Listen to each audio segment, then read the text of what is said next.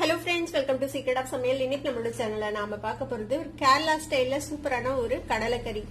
கேரளால ரொம்பவே ஃபேமஸான இது. புட்டுக்கு வச்சு சாப்பிடுவாங்க, ஆப்பத்துக்கு வச்சு சாப்பிடுவாங்க, இட்லி தோசைக்கு கூட இது வந்து ரொம்பவே நல்லா இருக்கும், ரைஸ்க்கும் கூட நல்லா இருக்கும். சரி வாங்க டிலே பண்ணாம இந்த சூப்பரான கேரளா ஸ்டைல்ல தேங்காய் எண்ணெய் மணக்கிற ஒரு கடலைக்கறி எப்படி செய்யலாம் அப்படின்னு பார்க்கலாம். ஒரு 150 கிராம் அளவுக்கு கொண்டக்கடலைய நல்லா ஓவர் நைட் ஊற வச்சு அடுத்த நாள் வந்துட்டு ஒரு 5 விசிலுக்கு தண்ணி ஊத்தி உப்பு மஞ்சள் பொடி போட்டு ப்ரெஷர் குக் பண்ணி எடுத்து வச்சிருக்கிறேன். இந்த மாதிரி நல்லா சாஃப்டா வெந்துடணும். இப்ப நசுக்குனா ஈஸியா நசுங்கணும், அந்த அளவுக்கு நல்லா சாஃப்டா வேக வச்சு எடுத்துக்கோங்க. இதுல இருந்து என்ன செய்யலாம்னா ஒரு கரண்டி கொண்டக்கடலைய நம்ம வந்துட்டு அரைச்சுக்க போறோம் கொஞ்சமா. இதை தண்ணி விட்டு நல்லா ஸ்மூத்தான பேஸ்டா அரைச்சு எடுத்துட்டு வந்துருங்க. இந்த மாதிரி பேஸ்டா அரைச்சு வச்சுக்கோங்க. இது இருக்கட்டும். ஒரு பேன் அடுப்புல வச்சிருக்கிறேன். இதுல வந்துட்டு கொஞ்சமா தேங்காய் எண்ணெய் விட்டுக்கலாம். ஒரு 1.5 டேபிள் ஸ்பூன் அளவுக்கு தேங்காய் எண்ணெய். இது வந்து கேரளா ஸ்டைல்ல நம்ம செய்யறதுனால நான் தேங்காய் எண்ணெய் யூஸ் பண்ணிருக்கிறேன். உங்களுக்கு தேங்காய் எண்ணெய் பிடிக்காது அப்படின்னா நீங்க நார்மல் ஆயில் எது வேணா யூஸ் பண்ணிக்கோங்க. இப்ப இதுல கொஞ்சமா கருவேப்பிலை சேர்த்துக்கலாம். கருவேப்பிலை ரோஸ்ட் ஆகுது. இதுல வந்துட்டு ஒரு 1.5 இன்ச் அளவுக்கு இஞ்சி அதை வந்துட்டு இந்த மாதிரி தட்டி வச்சிருக்கிறேன். அதே மாதிரி அதை விட இன்னொரு மடங்கு அதிகமா பூண்டு, இதுல வந்து ஒரு 10-12 பல் பூண்டு இருக்கும், நசுக்கி வச்சிருக்கேன். இது ரெண்டையும் சேர்த்துக்கலாம்.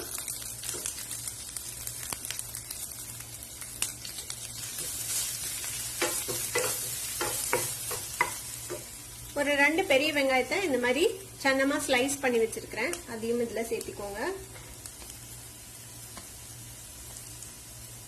கூடவே ஒரே ஒரு பச்சை மிளகாய் அதையும் சேர்த்துக்கலாம். இப்போ இது நல்ல கோல்டன் கலரா வதங்கணும், அது வரைக்கும் இது வந்துட்டு வதக்கிக்கலாம். தேவைப்பட்டா இன்னும் கொஞ்சம் எண்ணெய் சேர்த்திக்கோங்க. இப்போ இந்த வெங்காயம் இஞ்சி பூண்டு எல்லாமே நல்லா வதங்கிடுச்சு, கோல்டன் கலரா ஆயிடுச்சு பாருங்க. இப்போ இந்த ஸ்டேஜ்ல நம்ம மசாலா பொடியெல்லாம் சேர்த்திக்கலாம். ஃப்ளேமை வந்துட்டு நல்லா லோ பண்ணி வச்சுக்கோங்க. 2 டீஸ்பூன் மல்லித்தூள், 1 டீஸ்பூன் மிளகாய் தூள், 1/4 டீஸ்பூன் வந்துட்டு மஞ்சள் தூள் இதை வந்துட்டு சேர்த்திக்கலாம். இதை லேசா வதக்கி விடுங்க இந்த எண்ணெயில. ஃப்ளேம் வந்து லோலயே இருக்கட்டும். மசாலா பொடியெல்லாம் ஒருவேளை பேர்ன் ஆகுற மாதிரி தெரிஞ்சதுன்னா கொஞ்சமா தண்ணி சேர்த்திக்கோங்க. ஒரு பாதி தக்காளியை இந்த மாதிரி ஸ்லைஸ் பண்ணி வச்சிருக்கிறேன், அதையும் சேர்த்திக்கலாம். இதையும் சேர்த்து இதோட வதக்கி விடுங்க. இந்த தக்காளி வந்துட்டு மேஷ் ஆகணும், அந்த அளவுக்கு இதை வந்துட்டு வதக்கிட்டு போறோம். கொஞ்சம் உப்பு சேர்த்திக்கலாம். நம்ம ஆல்ரெடி கொண்டக்கடலையில உப்பு சேர்த்திருக்கிறோம். இப்போ இது கூட ஒரு 1/4 கப் அளவுக்கு தண்ணி சேர்த்திக்கலாம். இதெல்லாம் பச்சை வாசனை போகட்டும், இந்த தக்காளியும் கொஞ்சம் மேஷ் ஆகி வதங்கட்டும், அது வரைக்கும் நம்ம இதை வந்துட்டு வேக வச்சுக்கலாம். அப்படியே ஒரு 2-3 நிமிஷம் நல்லா வதக்கியிருக்கோம். நல்லா பச்சை வாசனை எல்லாம் போயிட்டு தக்காளி பாருங்க நல்லா மேஷ் ஆயிடுச்சு. விட்ட தேங்காய் எண்ணெயும் லேசா வந்துட்டு மேல கசிஞ்சு வந்துருச்சு. இப்போ இந்த ஸ்டேஜ்ல நம்ம அந்த கடலையை சேர்த்திக்கலாம். வேக வச்சு வச்சிருக்கோம்ல கொண்டக்கடலை, அதை அந்த தண்ணியோடவே சேர்த்திக்கோங்க. இது கூடவே நம்ம அரைச்சு வச்சிருக்கிறோம்ல அந்த கடலை விழுதியும் சேர்த்திக்கலாம். இது கூட தேவையான அளவுக்கு தண்ணி சேர்த்திக்கோங்க. இந்த கன்சிஸ்டன்சி வந்து உங்களுக்கு எந்த மாதிரி வேணுமோ அந்த மாதிரி நீங்க செஞ்சுக்கலாம். பொதுவாக இது கொஞ்சம் தண்ணியா தான் இருக்கும் இந்த குழம்பு. இப்போ உப்பு செக் பண்ணிக்கோங்க, தேவைப்பட்டா இப்ப வந்து ஆட் பண்ணிக்கலாம் உப்பு. இப்ப இதை மூடி வச்சு நம்ம இப்படியே ஒரு 10 நிமிஷம் நம்ம வேக விடலாம். கொஞ்சம் மீடியம் ஃபிளேம்ல வச்சுக்கோங்க. இது அப்படியே கொதிச்சு வேகட்டும், எல்லாம் ஒன்றும் சேர்ந்து வர வரைக்கும்.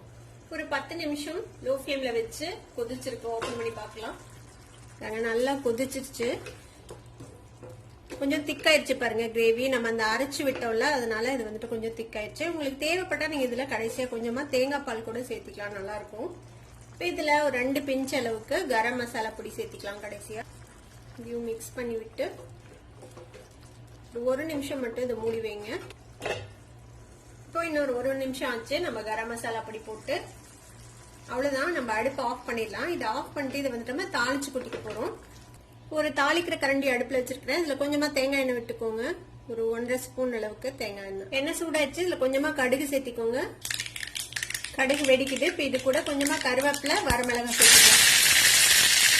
நம்ம தாளிச்ச இந்த கடுகு கருவேப்பிலை வரமிளகாவை கடலைக்கறி மேல ஊத்திடுங்க. அவ்வளவுதான், நம்மளோட சூப்பரான கடலைக்கறி கேரளா ஸ்டைல்ல ரெடி ஆயிடுச்சு.